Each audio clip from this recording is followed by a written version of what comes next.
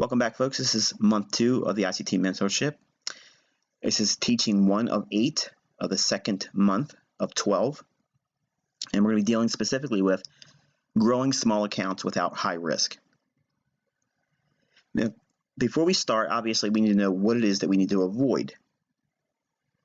The first thing you need to do is do not try to rush to make massive gains in either pips or percent returns. I can tell you I fell victim to this as a new trader.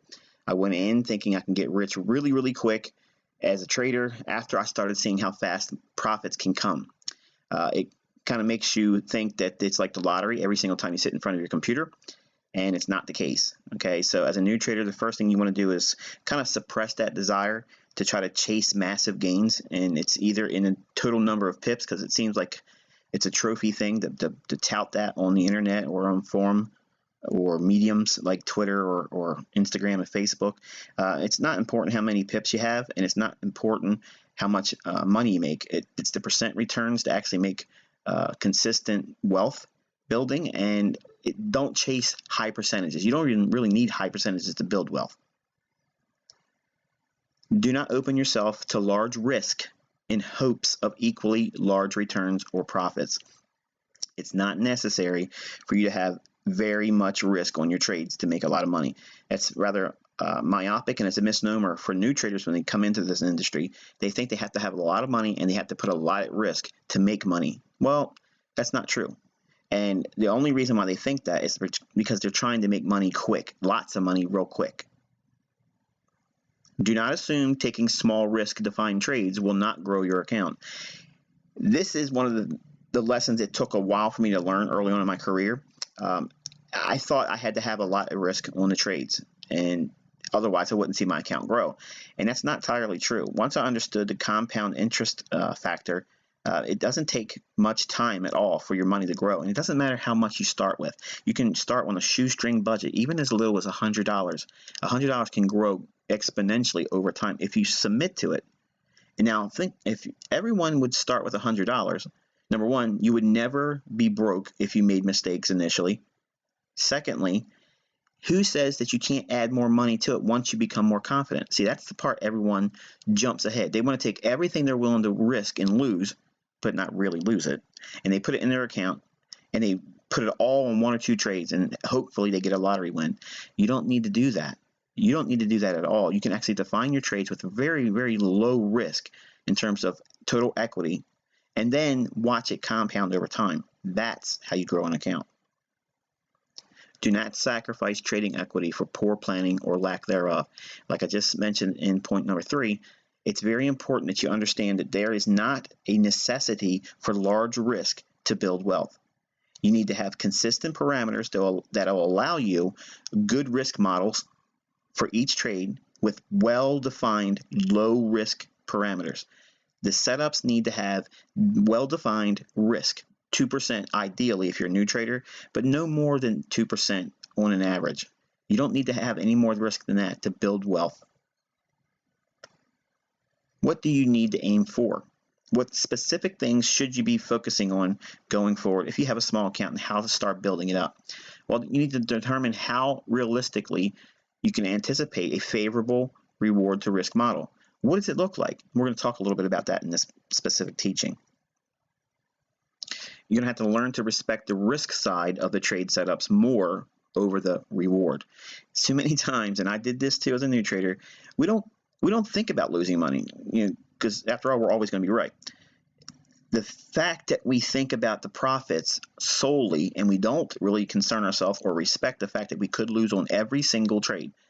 How many times have you started a trade as a new trader? Now, maybe you were nervous once you first got in it, but when you first put the trade on, greed puts you into that trade. Greed puts you into that position where you're trying to make money. But once that transaction starts and you're in the marketplace, that greed transfers into fear. I hope I make money. What if I don't make money? See, when we first put the trade on, we're not necessarily fearful unless we're fearful of missing the move. It's greed that puts you into the trade as a new trader. But you need to learn to respect the risk side before you take that trade and execute on it. Because if you don't focus on that side, that's the part that hurts you. Nobody gets broke by taking profits, but they all go broke by taking too much risk. Identify trade setups that permit 3 reward multiples to 1 risk or higher. It's very important, and we're going to talk about specific numbers and how it's actually measurable in terms of odds. But you want to look for trade setups that have 3 to 1 payouts. And for every $1 you're risking, you hope to make $3. Frame good reward to risk setups that have little impact if unprofitable. Again, that gets back to having very small risk. If you have very small risk, well-defined trade setups, you're never going to worry about, well, you might get a loser here and there, and you might get a string of losses, but it's not going to take you out of the business. It's not going to take you out of your career of choice. You came into this industry to make money. You want to obviously change the course of your life in terms of financial affluency. And even if you're not trying to get rich, if you're just trying to have a passive income, maybe you're trying to supplement some of your bills, your monthly costs of living. You came in here with a monetary desire. So keep that in mind. You want to do this for a long time, not just get lucky for a short period of time and make a lot of money, because that doesn't happen. No one does that. Forex is not the lottery.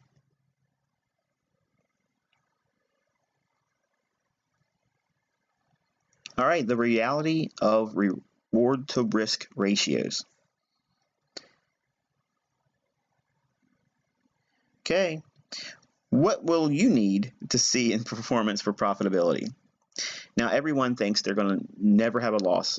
When they first start out, everyone's Superman. They can't go wrong. Their system's going to be the best thing since sliced bread. Don't worry about it. You'll never have a loser, kid. No one starts in this industry with that as a hit the ground running. You never have any losing trades. You're going to encounter that. So when we talk about accuracy is not even necessary in terms of high-end accuracy to make money. You don't even need high accuracy to build wealth, but you do need time. Time is the missing element, and that's the secret. That's the holy grail to allow compound interest to do its magic. So my question to you is this. Do you think that you're a 75% win rate trader? In other words, every trade you get in is 75% of those trades winners. If that's the case, your win at 75%, that is actually very high. And your ratio in terms of what you're hoping to make in terms of your risk, it's really low. You don't need to have very much in terms of risk to make $1. If you had 60%, you have you have less in terms of what you have to take on as risk to make $1. But when we get to 50-50, you got to start risking $1 for $1. Then at 40%, the ideal ratio would be you're trying to make $1.50 for every $1. To be profitable when you're only 33% accurate, ideally the minimum is you want to be looking for trades that pay you $2 for every $1 risked. At 25% accuracy, now folks, think about this. If 75% of the trades that you take are losing trades, the minimum ratio for profitability is you have to look for trades that pay out 3 to 1.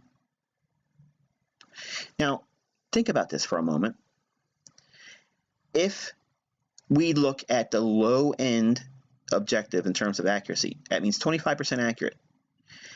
We're looking for trades that are going to pan out, hopefully, $3 reward for $1 risk.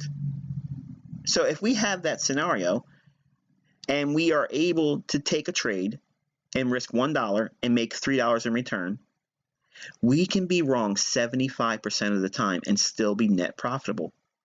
Now think about that.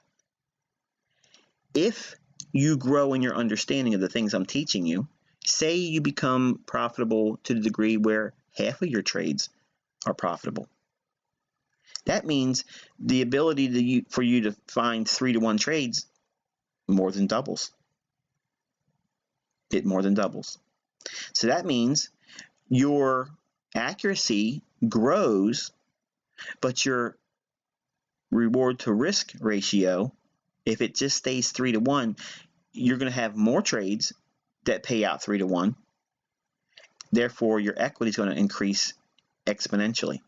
Now, what happens when your win rate goes up above 50%? What happens if you have a 65 to 70% accuracy and you're looking still for 3-to-1 trades? Your money grows exponentially. What happens when you start looking for reward to risk ratios of $5 paid out for $1 risk and you have a 70% accuracy? Suddenly, wealth is not that far out of reach. Now, looking at an example of trading with statistics behind it, I think everyone would agree that to make a percentage increase of 50% inside of 1 month is actually a pretty good feat. Now, I'm not advocating that everyone's going to be able to make 50% return in 1 month. It's not going to happen. That if we have an account that would be relatively small, and I'm going to say for the benefit of an example, we're going to say $5,000 is something that everyone's able to do. Once they understand how to trade, we're going to say that everyone is willing to put $5,000 into a trading account, and you'll determine when you're going to do that. I'll never tell you when that's going to happen. You make the decision on your own. But let's say, for instance, you put $5,000 in an account and you use some of the ideas that we teach here, and you're able to find big payouts, big reward to risk ratio trade setups. To make a 50% return on your account in 1 month, it doesn't take many trades to do that, but it does take highly selective setups. And you have to do certain things to make this pan out. And here's the thing. Once you get 1 or 2 of them in your month in terms of trades, you can now start lowering your risk to reward ratio trade setups. If you want to stay busy, you can still do very well by adding more percentage-wise on your account, but you don't need to go out there every single time looking for big payout trades. You can get bread and butter scenarios, whether it's 2-to-1, 3-to-1 scenarios, where it's easy to get these payouts. So if you started with $5,000 and you were able to find setups that do these things, and that's what I did in the MyFX book for this mentorship, I show over 50% return, and I didn't do many trades at all. It wasn't many trades at all that actually brought this type of return. The profit actually grows over $2,500, and that's not bad for an account that would start with $5,000, not a whole lot of trading in the first month. That is what is possible, but not a standard. Do not expect this as a normal every single month type thing. But think about this. If you could show a 50% return just for the year, how amazing would that be if you were able to take your money and compound it where you had a return of 50% per year? That blows away every money manager's goals out there. It certainly blows away any kind of stock return, IRA or anything like that. You would be outperforming every asset class that's available to you. And you think about what you're able to do. You can do that in a month. If you could do that in 1 month, looking for high payout, low risk, imagine what's available to you. This is the one that you want to pay the most attention to. And I said you have to respect this side of it, because the drawdown is what will hurt you. It'll hurt you psychologically, and it will hurt you monetarily. So as you can see, what our goal is to have little to no drawdown. Now, you're going to have drawdown. This account will have drawdown. You will see it. It's not my goal to show you massive drawdown so you can see how it comes back from it. The idea in this mentorship is to avoid large drawdown.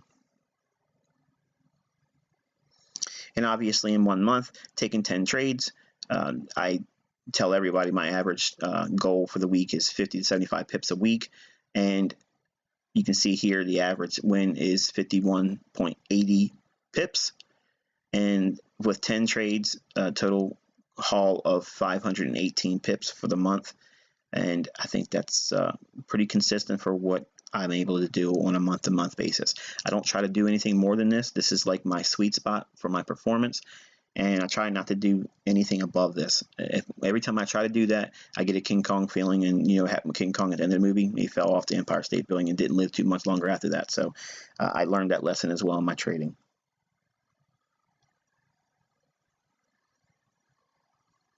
All right, so what should you focus on initially? That's right, 6%. 6% of what? 6% of your equity compounding per month. Now, it doesn't sound like much. It doesn't sound sexy. It doesn't give you the willies. Well, guess what? It only takes you 20 pips per week to do it. And it only requires 1.5% risk. And it only requires 1-to-1 ratio to do it. That means if you find a trade that pays out potentially 20 pips and you can frame the trade where you're only taking 20 pips risk, guess what? That's all that's necessary. And they happen every single day. Now, I'm not advocating looking for 1-to-1 ratio trades, but I'm going to show you by example how easy it is to get that. Once your accuracy increases and your understanding of price action, these setups are there every single trading day. Now, again, I preface it again, I am not trying to instill an action warrior hero where you go in there and you're trying to prove to the world that you can trade every single day and get your 20 pips, 40 pips, or whatever it is you're trying to do every single day. I don't think it's something that can be done consistently every single day. If you do, you're inviting losses. And there isn't a trading day that doesn't look good initially and goes sour quickly. You want to be trading in highly selective conditions. And when you do that, even with low reward to risk ratios, 1-to-1, you can still find 1.5% return payouts per week, one trade, that's all you need, and you're actually going to have a little bit more than 6%. But what does 6% do compounded every single month?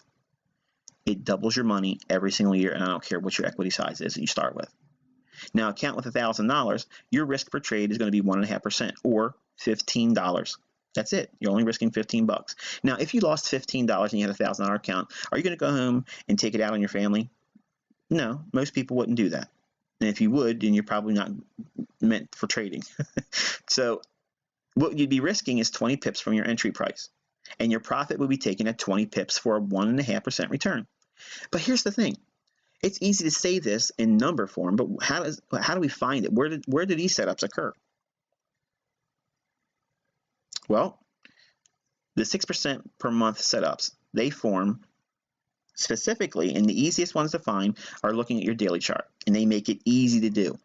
What is it specifically you're looking for? Well, you're going to be looking for the things that I've talked about in the very first month of this mentorship. One specific is an order block, where there's a price point at which a move quickly moves away from a level. If in this case it's a movement up, we find that down candle right before the move goes higher. When price goes back down into that down candle, we have a really good probability, especially off of a daily chart, that you're going to get a 20 pip or more price swing. Now, magnified and zoomed in, we can see that that order block is noted with the two arrows drawing your attention to it. We're looking at the body of the candle, which is the opening on a down candle, up to the high of that candle, okay? And that's a fair value gap. Price, you can see, trades right back down into that level right here. As price hits that on that particular day, that's when you'd be looking for a trade. You'd be looking to go long there, okay? But not just simply as it hits that level.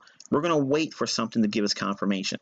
Obviously, the same thing occurs on a lower time frame. We look for the order block. We're just going to scale down because everything in price is fractal. So we're going to be highlighting specifically the 0.7512 level.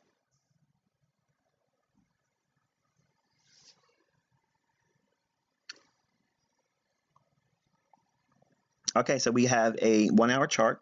We're zoomed in, and you can see price shows an old low right here, and below old lows we know there's going to be sell stops resting below there, and the price drives down below that, taking out an area of sell stops or running into a liquidity pool. But it goes specifically down into that one level that we identified on the daily chart, being 0.7512. Price trades down into that level and slams right into it. Now we are in turtle soup conditions. That means a break below an old low, we could potentially expect this market to run higher. When it hits this level on an hourly chart, we can simply wait. We're going to wait for confirmation that the market wants to go higher from that level. In other words, we're going to wait to see if the bank sponsors that level.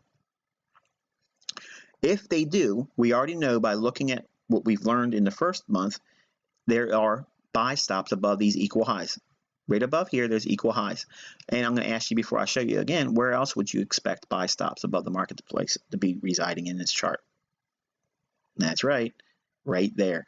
So buy stops are above us, so we can map out areas at which we can look to take our profits before we even put the trade on. That's important. You need to know where you're at in terms of risking and rewarding. Where are you going to take your profits? Where do you think the market's going to be drawn to? And why should the market react at these specific levels? So by looking at that 0.7512 level, that's important because we know our trade is being framed on the daily chart. It's not a 5-minute setup. It's based on a institutional level on a daily chart. Now here we have the market trade up through the down candle right in here. That's the bullish order block. Price trades through it here. Once it happens, we identify the opening and the high on that candle. That's where the buy would occur. Okay, so in this area, if we use the opening on that candle, we're going to add our 5 pips spread to it, okay, and build that in. And you can see our order would be around 0.7542. That would be our limit order. So we would be long there. On this candle, it drops down into it. We would reasonably expect to see our entry to be filled at that price point. Now, obviously, if we're going to be long there, the parameters for trading with 6% setups, because our aim is to first get ourselves in sync with trying to double our money over the year, not this week, not this month. We're trying to double our money over the year. That's low-hanging fruit. That's easy for a new aspiring trader to grow into.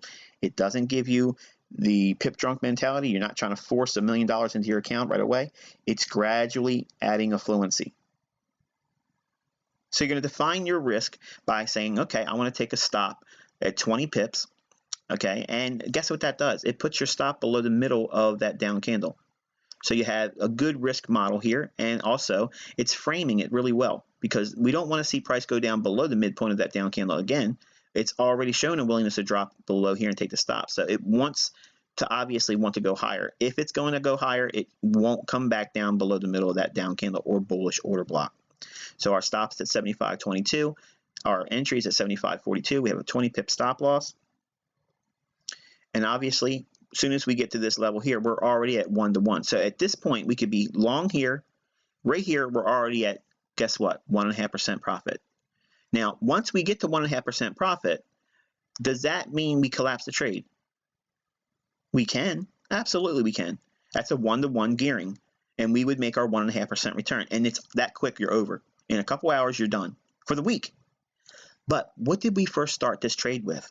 We framed it with the buy stops up here and the buy stops up here.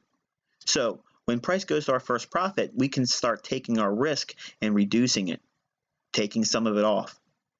In fact, we could probably do this. We could take half the position off, and guess what we'll do? We'll make 0.75% return on the trade once it gets to this level here, right up here. That's first objective. So now we've already banked 0.75 or 0.75%. And we are allowing the price to expand up to another level. So now guess what? As soon as we get to this level here, we're back at 1.5%. We made another profit objective here at a multiple of 2. So now we're at 1.5% again, but we've already banked 0.75%. Now, mind you, the 1.5% is open profit. It's paper still, hasn't been realized yet. But have we reached into the buy stops yet? No. We have not seen anything in terms of these buy stops over here being reached into or swept. Guess what happens? Multiple 3 comes in here. Now we've added another 20 pips of profit, and we cleared out the stops. We can take another portion of our position off. We can take a quarter of it off. We can take a half of it off. Whatever it is that you want to do. I'm not giving you any structure yet, but I want you to think about paying yourself right here. Okay? And you would have done well over what would be necessary to make 1.5% return. And you graduated your exits based on logical areas of where price should reach. At this point here, after your second multiple is reached, your stop needs to be at break even. So you'd be down here at your entry. So now you would have, right now, no way for that to take you out below your entry point, okay? And you've already banked a position in the position that you've scaled out some. And obviously multiple 4 is hit. gets real close to where our buy stops are. So we would reasonably expect this to do what? Maybe consolidate, maybe retrace a little bit, but still reach for another area of liquidity above these equal highs over here. And then ultimately we get a multiple of 5. It clears out the buy stops over here.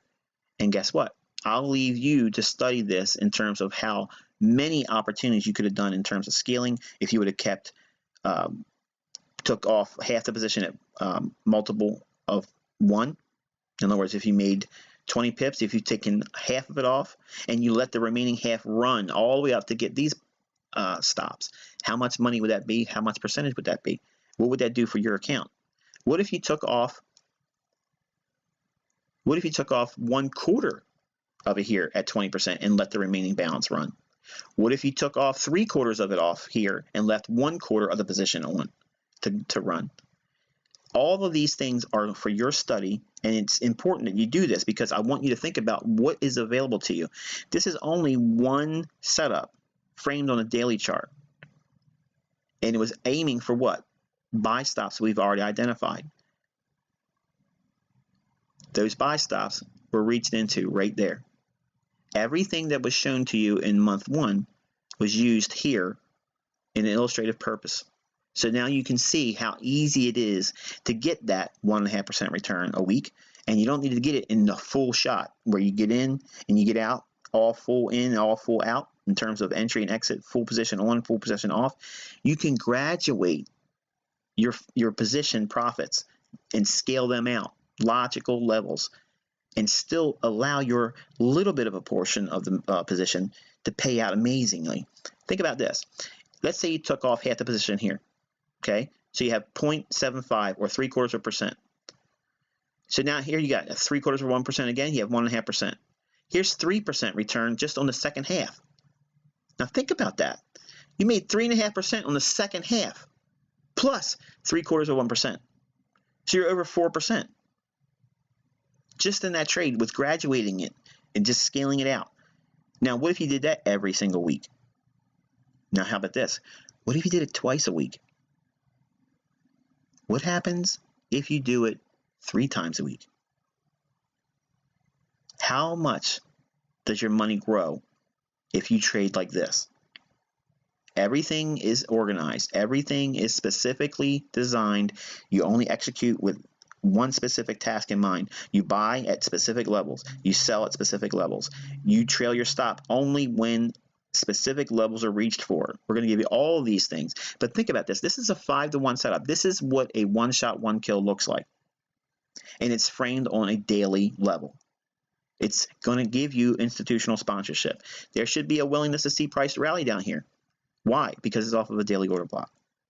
The banks trade off of daily levels. So I hope you enjoyed this teaching. The next 2 will be actually giving you more detail about trade ideas and scenarios like this, so that way you can build your understanding about how you can build your equity and grow it from even a small account. And again, if we started with $1,000, okay, $1,000 becomes over $2,000 after 12 months. And I know some of you don't think that's great, but guess what that does in 10 years if you stick to it and never add another penny out of your pocket? It's over $1 million. And my question is where are you going to be 10 years from now? If you have $1,000 in your hands right now, will you have $1 million 10 years from now? You got no excuse not to now. Until next time, wish you good luck and good trading.